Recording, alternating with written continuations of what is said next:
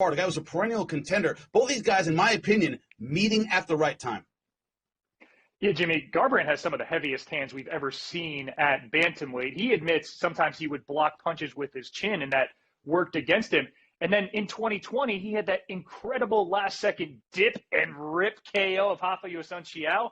But then he contracts COVID, tears his bicep, has lingering effects of COVID, thrombosis, pneumonia. We haven't seen him in almost a year. How much momentum do you think Garbrandt still has? That's up to him. And that's one of those things when you talk to Rob Font is, well, how do I stop that momentum early, right? How do I get in his head? How do I make him doubt himself? How do I make him wonder if he still has the magic couple of years ago? That's what you want to do if you're his opponent. Make him get in his own head and think about it, because Cody Garbrandt is a confidence fighter. Take away that confidence, it's just not the same guy.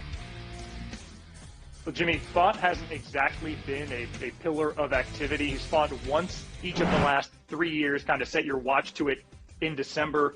Let's assume both are sharp. We're going to look at the tail of the tape for this fight. Font is 4 years the elder of Garbrandt, thus has a few more fights than the former champ. Though similar UFC experience, Font is 8-3 inside the octagon, Garbrandt 7-3. The pride of Boston, Font will have a sizable reach advantage. I am now joined by Rob Font, of course, taking on Cody Garbrandt this weekend. Rob, thanks for joining us. Let's move back a little bit to your fight with Marlon Moraes, a perennial contender at 135. You blew him out of the water in the first round. Was that a surprise to you, or just was it a confirmation of your skills? No, definitely a confirmation of my skills. I figured it would be the second round. Fortunate enough, it was the first round, and yeah, man, you beat a guy like Marlon Moraes, nothing but big names, big fights after that. And you either love or hate Cody Garbrandt. He has very passionate fans, has very passionate detractors. When you look at his fight, right, against Dominic Cruz, knocked him down and was pausing and mugging and doing a lot of things to make Dominic Cruz, who's usually ice cold, emotional, right? He likes an emotional kind of fight. How do you keep him from kind of getting under your skin? Weigh-ins, every time you have to talk to him, do media. Is it dealing with him outside of the fight? yeah, no, I'm a type of guy that I'm not emotional. I don't. It takes a lot for me to really be mad, So he can say whatever you want to say. There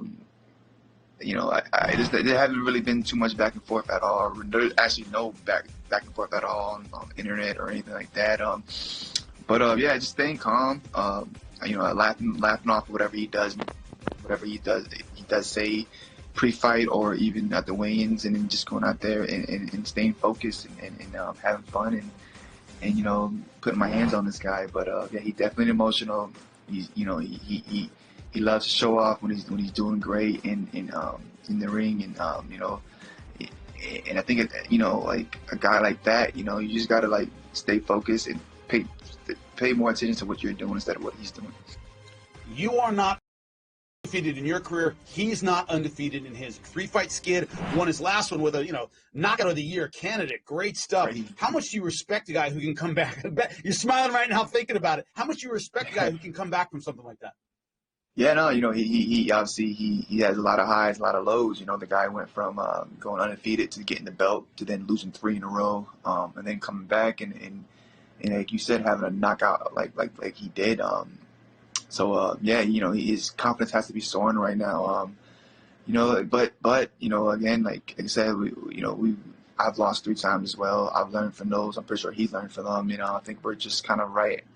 We're both in that same spot to where, I want the belt. He already had the belt. He wants the belt back. I think it's just a recipe for a great, exciting fight. The 135-pound division, in my opinion, is second to 155. It's the most stacked division in the UFC. I believe that.